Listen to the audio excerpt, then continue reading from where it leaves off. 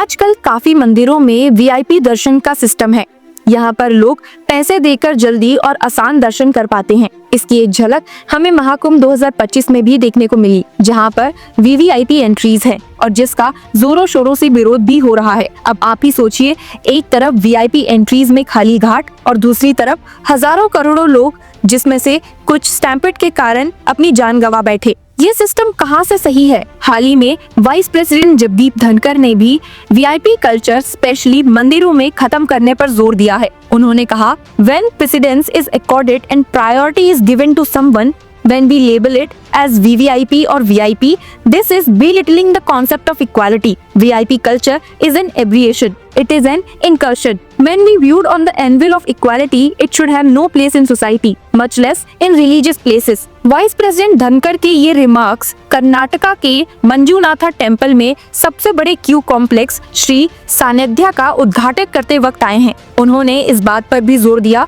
कि लोगों को पॉलिटिक्स ऑफ डिसरप्शन से ऊपर उठकर विकसित भारत के लक्ष्य की ओर बढ़ते हुए काम करना चाहिए। उन्होंने ये तक कहा कि आज भारत में जो पॉलिटिकल बदलाव हो रहे हैं वो क्लाइमेट चेंज से भी ज्यादा खतरनाक है। उनका स्टेटमेंट था, We must neutralize the anti-India forces that are trying to make us weak by divisions and misinformation. We must stop them from tarnishing the great name of our country and all that it has gained towards achieving inclusivity, welfare and strengthening our democracy. आपको बता दूं कि vice president Jagdeep Dhankhar के ये concerns 31 जनवरी को supreme court तक सुनाई दिए। सुप्रीम कोर्ट की बेंच, जिसमें chief justice of India Sanjeev Khanna और जस्टिस संजय कुमार शामिल थे, उन्होंने एक रिट पिटीशन पर सुनवाई की। ये पिटीशन वीआईपी दर्शन में फीस को खत्म करने की मांग कर रही थी। पिटीशनर के लॉयर ने आर्ग्यू किया है कि सभी स्टेट्स को एक स्टैंडर्ड ऑपरेटिंग प्रोसीजर यानी कि एसओपी बनानी चाहिए जो सभी टेम्पल्स अकॉर्डिंगली फॉलो करे। उन्होंने कहा है कि सिर्फ कुछ लोगों को स्पेशल ट्रीटमेंट देना आर्बिट्ररी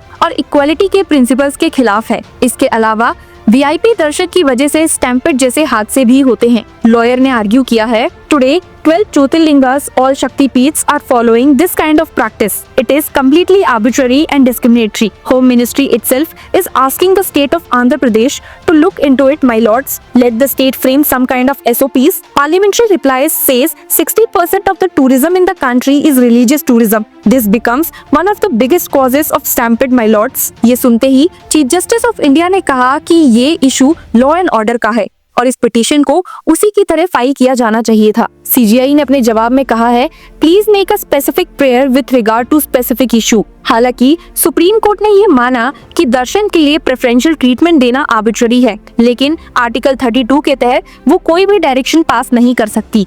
उन्होंने कहा कि ये एक पॉलिसी मैटर है जो यूनियन गवर्नमेंट के ऊपर ही डिपेंड करता है। ऐसा कहते हुए सुप्रीम कोर्ट ने 31 जनवरी को इस पिटीशन को डिसमिस कर दिया जो वीआईपी दर्शन को चैलेंज करती थी। कोर्ट ने पिटीशन को एंटरटेन करने से मना करते हुए ये कहा है कि वो मानते हैं कि वीआईपी दर्शन का सिस्टम गलत है, लेकिन इसके लिए सिर्फ गवर्नमेंट ही कुछ कर सकती है। बेंच ने अपने ऑर्डर में कहा, while we may be of the opinion that no special treatment be given with regard to the entry to temples, we do not think it is a fit case to exercise jurisdiction under Article 32. We clarify that the dismissal of the petition will not be in any way bar the appropriate authorities from taking action as they require. आपको बता दूं कि petition में यह argue किया गया था कि वीआईपी दर्शन के लिए फीस लेना आर्टिकल 14 और आर्टिकल 21 का इक्वालिटी प्रिंसिपल्स का वायलेशन है, क्योंकि जो लोग फीस अफोर्ड नहीं कर सकते ये उनके साथ एक तरह का डिस्क्रिमिनेशन है। इस पिटीशन में कुछ और भी चीजें हाईलाइट की गई थी, जैसे कि वीआईपी दर्शन के लिए फीस 400 से 500 रुपए तक होती है,